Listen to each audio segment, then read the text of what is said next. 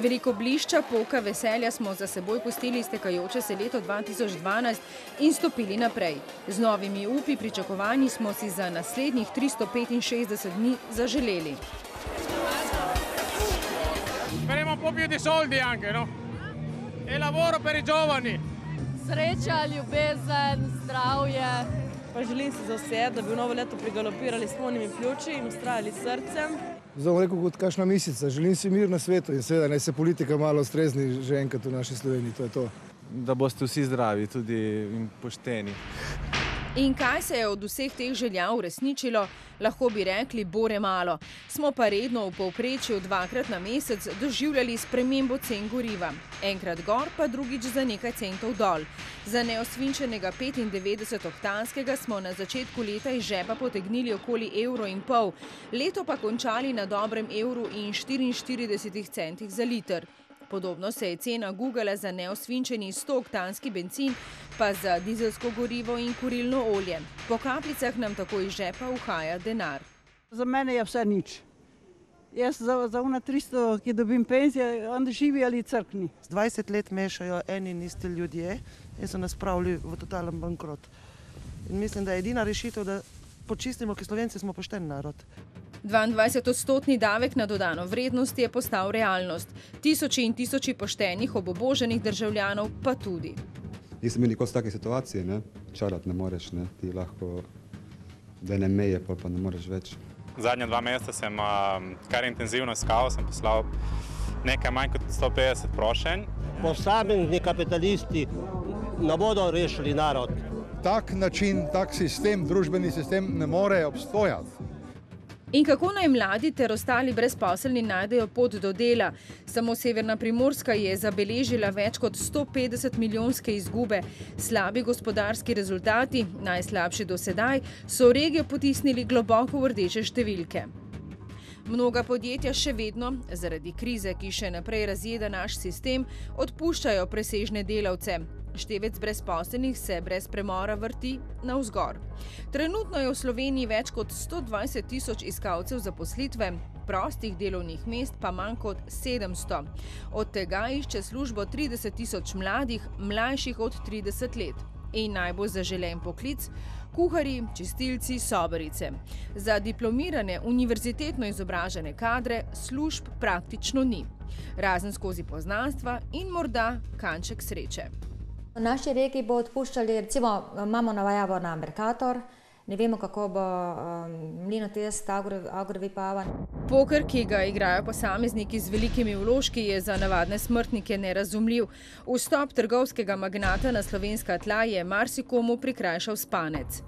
Bili bi zelo naivni, če bi res verjeli v to, da nič se ne bo zgodilo. Ne? Vemo, da obe firmi sta pod velikimi finančnimi bremeni. In ta bremena, te kredite bo treba odplačati. In vprašanje je seveda za vse nas, na čigav račun. Podobno vprašanje si že nekaj časa zastavljajo tudi nekdanji delavci Primorja, 306 delavcev Kraškega zidarja, pa v obratu Alukomen in še bi lahko naštevali. Mi ne vidimo izhoda in verjetno bo kakšna socialna bomba tle v Sežani, ker zaposlitve in upanja v zaposlitvo ni. Ne nam daju naše, meni so ostali dužni. I plaće, i regrese, i vse. Na zavode ti pravijo, da moraš pač pravilno napisati prošnjo, na drugo to ni res. Tu, če ima strica teta, da te porine noter, boš pršen, če ne boš pršen. Tu je škoda, ne te govorim. Zdaj naenkrat sem na zavodu še, mislim še 13 mesecev imam še, tako da iščem delo. Za položnice te nihče ne vpraša, ali imaš denar ali nemaš. V oči bode dejstvo, da je stečaj davkoplačevalcem že požrl 3 milijone evrov, odpuščeni danes že obuboženi delavci pa dobivajo mizerno denarno nadomestilo, ki se jim počasi izteka. Še bolj ironično, v stečajno maso so svoje terjatve prijavili tudi nekdanji vodilni, po več 100 tisoč evrov. O morali pač mora vsak sam presoditi. Žalostnih zgodb obupanih delavcev pa je nešteto. Obljubljali so zmeraj denar, ko vidimo 3 mesece denarja je izpuhtelo. Noben ne ve kam, noben ne ve za kaj. Žal mi je, ker smo sami domačini tukaj. Ta naša uprava nas je pripeljala do tega, kar je. Mi smo imeli program in plan, že januarja meseca smo opozarjali na te reči, da bomo avgusta zaprli, ko pač smo vedeli, kam gre in kako gre. Oni niso imeli posluha, zdaj smo tle. Pa ga kdorkoli v podalpski deželici ima, so vodilni krojači zakonov pravil, ki za ene veljajo tako, za druge drugače, slišali obupani klic državljanov. Zakaj ste danes tukaj? Zaradi tega, ker se dogajajo stvari, ki niso prav. Razumeš? Probaj ti ne plača 30 evrov položnice, pa boš videl, kaj ti bojo naredili. To, kar delajo zdaj, to je svinjarija. Te stranke, ki nam vladajo, niso samo ne zares demokratične, vendar tudi pokvarjene, skorumpirane. Tukaj smo, ker se v bistvu strinjamo s spremembo tudi dejansko družbenega sistema, ker stvari ne peljejo nikamor. Je kakršnokoli spremembo prinesla tudi stavka javnega sektorja. Delo so najprej upočasnili policisti. Najbolj moti nas to, nizka plača, sramotno nizka, delovni pogoji, policisti so izpostavljeni, moramo poudariti, da delajo sami v patruljah, tudi po noči en sam policist prijema ilegalce. Lažejo in manipulirajo s podatki. Odstopijo naj! Borimo se proti arogantnemu, vzvišenemu nastopu vlade. Izražam svojo solidarnost in solidarnost z vsem. Iščejo milijarde za slabe banke, ki jih javni sektor ni pripeljal do tega. Priča smo bili obalni vstaji in sredi pomladi vseslovenski vstaji. Protestniki so sedaj prišli na Titov trg, kjer so jih pričakali tudi italijanski aktivisti. Skupaj se bodo borili proti plinskim terminalom v Tržaškem zalivu. Prav slednjem je bilo v tem letu veliko povedanega. Za nekaj časa se je celo žaveljski terminal znašel na seznamu energetskih prednostnih nalog Evropske unije. Aspetto che la Commissione Europea indaghi su quello che è questo progetto, sullo stato di fatto e dia magari anche qualche spiegazione in merito a queste voci di pressione che vengono fatte. Slovenija je sprva zavzela stališče, da se bo pri glasovanju o prednostnih projektih Evrope vzdržala, a si je na to premislila. To v resnici pomeni isti projekt. Torej, za tem imenom še vedno stoji isti investitor, še vedno stoji ista locazione in še vedno stoji isti projekt. Tutto è possibile, quindi io auspico di no, evidentemente. Sono convinto che dopo questo primo passo avanti si possa chiudere la partita, ma quella procedura è delineata in sede nazionale e quindi va chiusa in sede nazionale. Odstopale pa niso samo vladne garniture, odstopil je celo sam papež. Novega smo dobili še pred veliko nočjo. Ni učil slabega. Je zelo tako. Zdaj pa tisti, ki duhovno verjame, je lahko še srečen, da lahko nekaj verjame. Ima eno oporo. Se bomo zapolnili po izjavi od Popoviča, ki je rekel, da kot stopi papež, bo stopil še on, tako da ne bomo videli. Pustimo se presenetiti. V 11. slovenski vladi s premijejko Alenko Bratušek na čelu so ministrske stolčke zasedli kar 3 primorski ministri. Eni so na njih vztrajali rekordno kratek čas. Zgolj po 5 dneh je ministrsko pisarno za infrastrukturo in prostor, še preden jo je dobro zasedel, tudi zapustil Igor Maher. Zakaj? Nezakonita gradnja. Ostajam trdno prepričan, da sem ravnal skladno z zakonodajo in da se bo to dejstvo potrdilo tudi v nadaljnjih pravno-formalnih postopkih. Druga nezakonita gradnja, ki je dvignila precej prahu, prav tako stoji v piranski občini. Iz gospodarskega poslopja in sadovnjaka je v nekaj letih zrasla več milijonov vredna vila. Lastnika, zakonca Vitoslav Tirk, nekdanji prvi mož Elesa in njegova žena Metka. Gospod Tirk je od vsega začetka na morju želel zgraditi stanovanjsko hišo. V biroju nam je naročil idejne zasnove za stanovanjski objekt, še predtem pa projekt za pridobitev gradbenega dovoljenja za sušilnico Slavija. Pogovori o stanovanjski hiši so tekli še preden je bivša lastnica pridobila gradbeno dovoljenje za sušilnico Slavija. V letu 2002 je bilo izdano gradbeno dovoljenje za gospodarsko poslopje na parceli 402/11. Drugih zahtev za kakršenkoli poseg na teh 3 parcelah pa ni bilo vloženih do danes. Enostavno povedano, črna gradnja.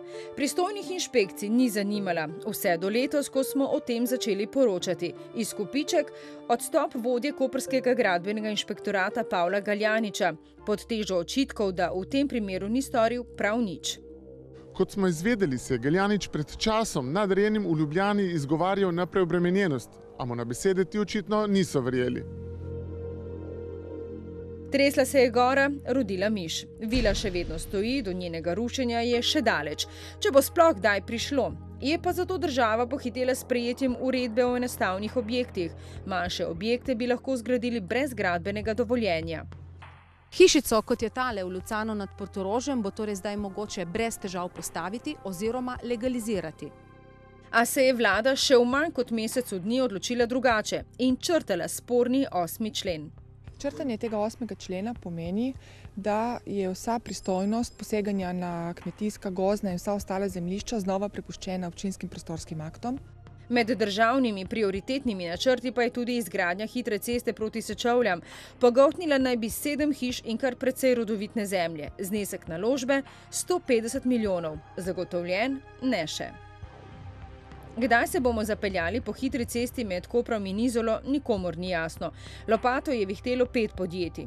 SCT, Primorje, Kraški zidar, Cestno podjetje Maribor in zadnji Alpine Bau. Skupni imenovalec, vsa podjetja so sedaj v stečaju. Vrabci na strehi čivkajo, da bi nujno potrebovali tudi drugi železniški tir med Koprom in Divačo. Prinesel bi dodaten razvoj koprskega pristanišča, zmanjša okoljska tveganja. Znesek naložbe sprva 1,4 milijarde, sedaj, kot ocenjujejo, 700 milijonov evrov. Zelo pomemben del, ki bo paralelno s tem tekel, je recenzija kompletne projektne dokumentacije. Pred vrati pa imamo še enega v nizu zakonov, ki bo večino krepko udaril po žepu. Davljene nepremičnine, to v tujini oziroma v inozemstvu, to se vsak čudi, da ga še nimamo. Mislim, da je vprašanje, kako pravično je ta davek dodeljen. Nekateri so si zgradili krasne vile in da plačajo lih toliko davka na to, kot bi mogel kmet plačati za en kozovc. Potem je očividno nekaj narobe. Ja. Kot hudič križa se ga še najbolj bojijo špekulanti. In nepremičninski davek bo, kot napovedujejo, najbolj obremenil upokojence. Si pa ne belijo glave z njim tisti, ki strehe nad glavo nimajo. In teh je v podalpski deželici na pretek, kot tudi praznih stanovanj, ki čakajo na boljše čase. Ob tako dolgih čakalnih vrstah pa v oči bode podatek, da je v Novi Gorici več kot 800 praznih stanovanj, vendar jih lastniki po ceni, ki jo ponuja stanovanjski sklad, nočejo prodati. Ogromne vrste so, žal tukaj se nič ne premika in mislim, da je tudi stanovanj precej praznih in ljudje pa ostajamo brez. Veliko odprtih vprašanj in premalo odgovorov, ki bi pojasnili zablode pogoltnih investitorjev. A človeški pohlep ne pozna meja, težko ga je tudi razumeti. Nesreča na Kaninu je letos terjala svoj davek. Sunek vetra je zaprl hotele, smučišče ni obratovalo, ljudje so ostali brez služb. Nahajamo se tik pod mestom dogodka. Gondola z 2 smučarjema se je ustavila med 2. in 3. stebrom le par 100 metrov od postaje A. S pomočjo izurenih žičničarjev sta smučarja stopila na tla okrog 15:30. Lahko rečem, da bomo v zimskem bovškem turizmu izgubili nekje od 17 tisoč do 20 tisoč nočitev, to pa pomeni nekje med 400 tisoč in 500 tisoč evri neposrednega izpada prihodka. Pametnega predloga, kako naj rešijo posoški zimski turizem, še ni na vidiku. Skoraj leto po nesreči so oblikovali posebno skupino, ki jo bo vodil podžupan Uroš Sovdat. Rešitev za Kanin vidim predvsem v tem, da se čim prej poišče investitorja. Kdaj bodo smeli načrti, ki so si jih zastavili pri reševanju bovškega zimskega turizma, obrodili sadove, nihče ne ve. V preteklosti je na direktorskem stolčku koprskega pristanišča sedelo 10 menedžerjev. Najdlje kar 20 let je Luko vodil Bruno Korlič, ki si je mandat med letoma 1977 in 2005 podajal z Rudijem Dujcem. Prav v tem obdobju je po mnenju mnogih Luka doživljala najbolj načrtno rast in razvoj. Sedaj pa, kot menijo mnogi, je poligon, kjer se merijo moči, predvsem politične.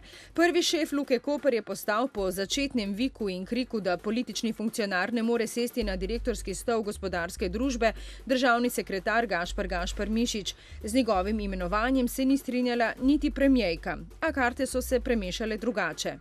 Gospa Alenka Bratušek je odreagirala, tako kot bi odreagiral vsak predsednik vlade Republike Slovenije, z namenom pomiritve situacije, vendar očitno je preveč podlegla pritiskom koalicijskih partneric strank. In doda, razkril bom vse, ki so se napajali ob Luškem koritu. Zavihal je rokave in začel. Tik pred koncem leta je nadzorni svet imenoval prvega finančnika Luke Koper. Zadnja njegova služba je Salonit Anhovo kot član uprave. Predtem mislim, da Cimos oziroma v okviru Cimosa Litostroj, tako da ima izkušnje na različnih področjih, tako da verjamemo, da bo dobro upravil svoje delo. Tudi nekoč Zlata Kokoš, novogoriška igralnica Hit, je dobila novo upravo. Na čelo je sedel Dimitrij Piciga. Tudi na upravi za pomorstvo so dobili novo vodstvo. Več let začasnih kadrovanj je pustilo posledice. Zelo se pozna pri organizaciji dela. Pozna se, da ni kolegijev, da se ne sprejema, ključnih odločitev. Se pozna, kakor v vsakem podjetju, kot v vsaki družbi, službi, kjerkoli se pozna, če ni vodje. Nekoč uspešni vodje velikih gradbenih podjetij, danes zaporniki. Prejemanje podkupnin, zloraba položaja. Dušan Črnigoj, Ivan Zidar, Hilda Tovšak, Robert Časar, svetleča imena slovenskega gospodarstva. Imajo za nekaj časa prebivališče na naslovu, za rešetkami 13. Tudi pri sosedih že vrsto let obračunavajo sistemsko korupcijo. Sredi poletja pa so zasijali kot nova evropska zvezda. Nič več čakanja za prestop meje. Jedinstveni zajedno i disali smo isti zrak, imali smo iste užance, tradicije. Prav o slednjem bi znali veliko povedati rojaki na italijanski strani meje. Tik pred skokom v novo leto so dobili božično darilo. Slovenska manjšina bo za svoje delovanje prijela več denarja, kot so sprva načrtovali. In za kaj ga bodo porabili? Še najprej moramo definirati, kaj je pomembno v manjšini, kaj moramo nujno ohranjati, na kaj moramo ciljati za bodoče, katero mesto nameravamo mladim posvetiti. Tako v zamejstvu. Doma pa je davčna uprava definirala davčni dolg. Za 900 milijonov ga je.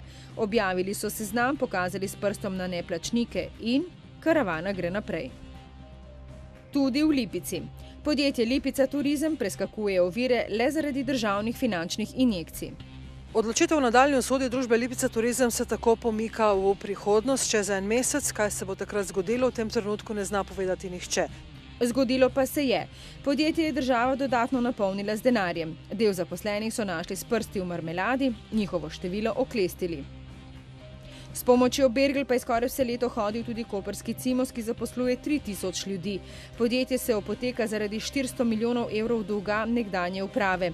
Iz Bruslja smo dobili v tem času zeleno luč, ki je odobrila za 35 milijonov evrov pomoči. Premalo. Na trgu se je že znašla prodaja 30 hčerinskih družb.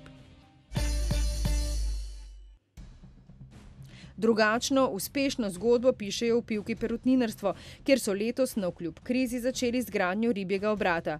Na 7000 kvadratnih metrih bodo zgradili eno najmodernejših tovarn v tem delu Evrope.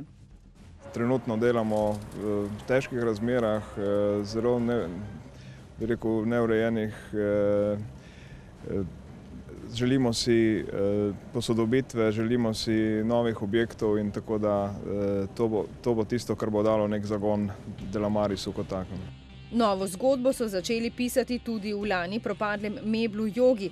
Iz pogorišča so oblikovali novo podjetje in zagnali stroje. Trenutno se 14, mi upamo, da nas bo s časom tudi več. Ogromno investiramo, 15 milijonov evrov smo zdaj vložili v zadnjih parih letih. Podvojili smo prodajo od 2010 dalje. We knew Gostel already about 6 or 7 years. We were very pleased with the machines that they delivered us and we were also very pleased with the service. Nov poslovni zagon pa bodo dobili tudi letošnji nagrajenci, gospodarstveniki Primorske. Prestižni naslov so letos osvojili Sonja Šinigoj z vodenjem računalniškega podjetja Saop, pa tudi lastnika družinskega podjetja Intralightning Marjeta in Marino Furlan. Med najboljše sta se uvrstila tudi Igor Morgan na čelu KMK Box, enega vodilnih proizvajalcev embalaže v Evropi, in Sandi Ljutič, ki s podjetjem Sandiline oblači vrhunske vodne športnike iz celega sveta. Leto, ki smo ga pustili za seboj, pa se nam ne bo vtisnilo v spomin le po številnih političnih in drugih preobratih, ampak nam je šlo tudi dobro v nos. Skoraj ni minil mesec, da se ne bi ukvarjali s smetmi. Večina odlagališč je bila sprva brez okoljevarstvenih dovoljenj, pa smo jih začeli voziti vse povprek. Tja, kjer so dovoljenja imeli.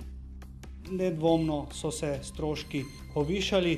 V zraku je obvisela usoda regijskega odlagališča za Severno Primorsko. Pravni ping-pong pa je, kot kaže, najbolj priljubljena igra. Jaz osebno mislim, da tukaj gre ponovno za eno figo v žepu. Nekdo nas poskuša ustaviti.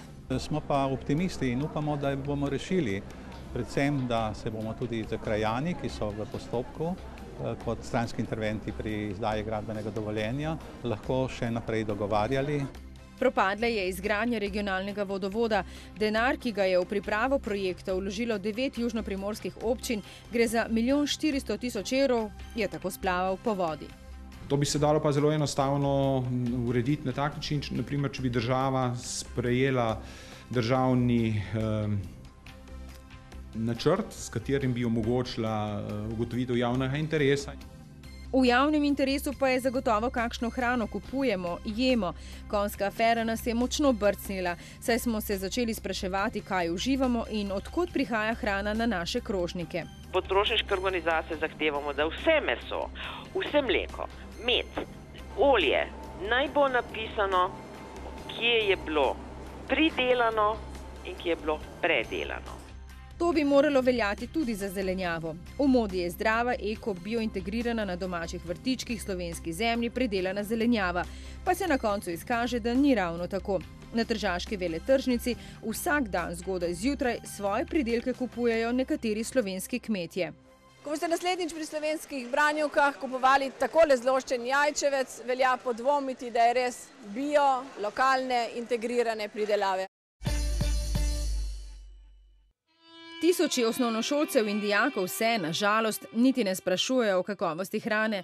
Želijo si le, da bi jo imeli vsak dan. Subvencionirana prehrana, šolski skladi, drobtinice za otroke z družbenega roba. Nova socialna zakonodaja pa jih je še bolj pahnila v brezup.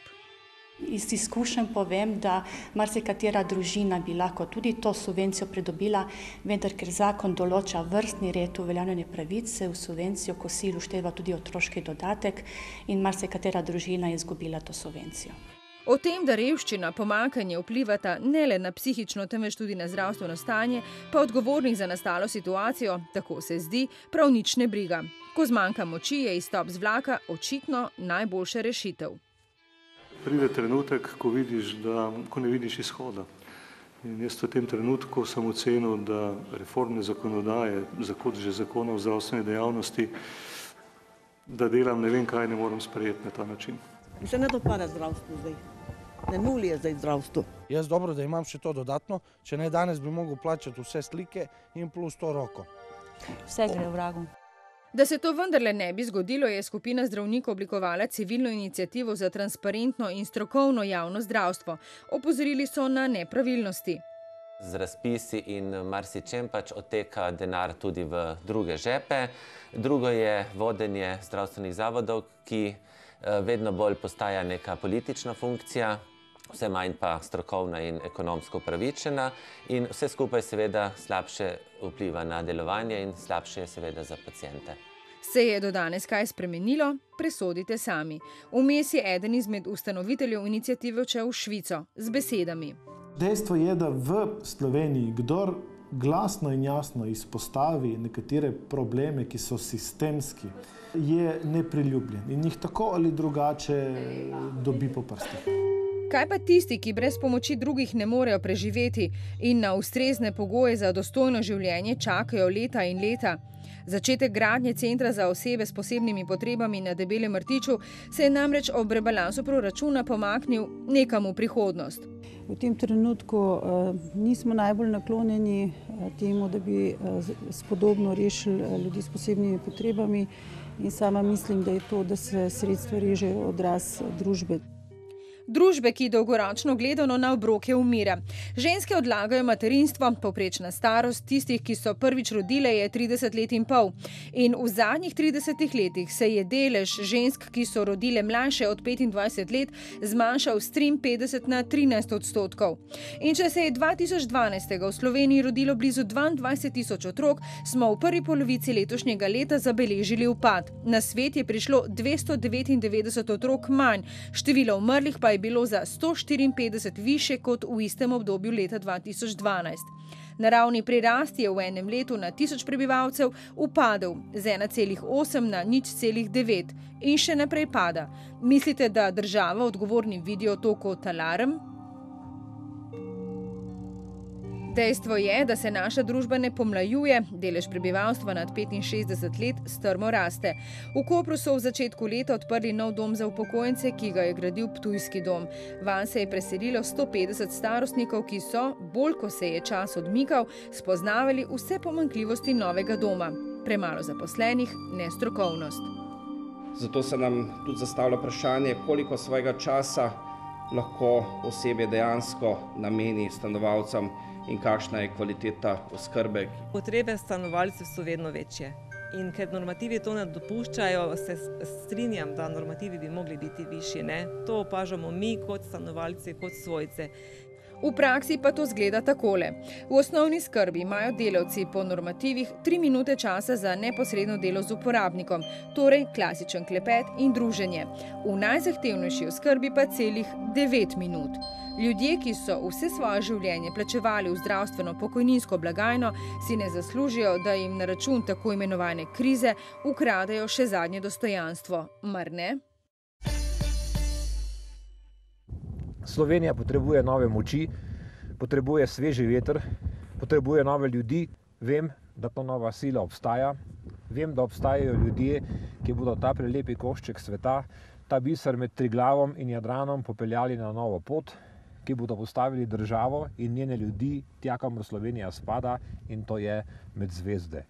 Med zvezdami je letos zasijala Pia Cah, zborovodkinja tržaškega partizanskega pevskega zbora Pinko Tomažič, ki je v zadnjih 15 letih iz zbora ustvarila svojevrsten fenomen. Gledalci, poslušalci in bralci 3 osrednjih primorskih medijskih hiš so jo izbrali za osebnost Primorske 2012. Hvala vsem, ki ste dali vašo podporo, da sem danes tukaj in verjetno verjamete kot jaz tudi tiste ideale, ki so bistveni za naše življenje in za vseh nas. Zbor je dobil tudi zlati red za zasluge, za utrjevanje slovenske nacionalne zavesti v zamejstvu. Gre za velika sporočila. Hkrati pa se skozi refrene njihovih pesmi sliši posluh za aktualne stiske človeka, ki ob negotovi prihodnosti išče opore in Pinkoti mu jo ponudijo. Ponudijo mu pesem Uporniško. Uporniški duh in ostro pero. Naziv častni občan Trsta pod črto piše dobro stoletje. Naša dve skupnosti v Trstu so zmeraj živeli v prijateljstvu in v harmoniji, dokaj se niso drugi umešali, kakor je bil identiteten v začetku in fašizem potem. Zdaj je doba, ko se spet združujemo. La pietas è quel grandissimo sortileggio che nasce quando gli uni contrapposti agli altri sanno capire gli altri e perdonarsi reciprocamente. Sočutja, razumevanja dobrih del je bilo v preteklem letu precej. Čeprav je vsaka druga beseda, ki jo slišimo kriza, smo ljudje vseeno poiskali v sebi dobroto in priskočili na pomoč. Razumeli pomanjkanje, skrbeli za sočloveka v stiski. Dobroto je treba pač deliti, ker nikoli ne veš, kaj te jutri čaka.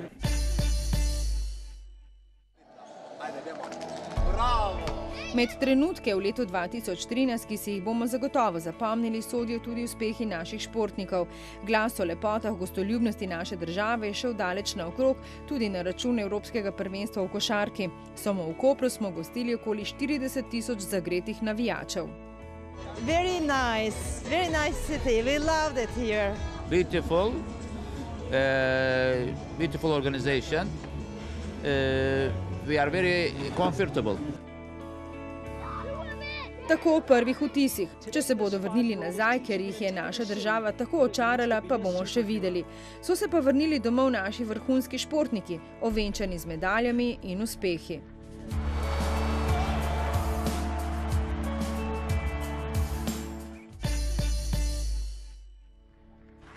Današnji svet ne ljubi več sanj, pravljic, vzgojnih povesti. Vse, kar diši po domišljijskih vrtincih, po duhovnih vzponih, po moralnih vzletih, je takoj črtano iz skrbno in natančno izdelanih potrošniških proračunov. In če vas vprašamo, kaj bi spremenili danes, takoj, če bi imeli to možnost in moč, bi zavrteli kolesje v nasprotno smer k boljšemu jutri, je to sploh moč storiti? Kaj bi spremenila? Da bi bili pač, kaj pa vem, da bi bili vsi malo bolj srečni, no. Vse počinje od mozga, razumete? Da ljudi budu svesni, da budu razumni i onda bi moglo nešto se menjati. Ovako ništa. Suviše smo primitivni. Da bi bili ljudje manj hudobni prvo, da bi si pomagali med sabo, ne vem.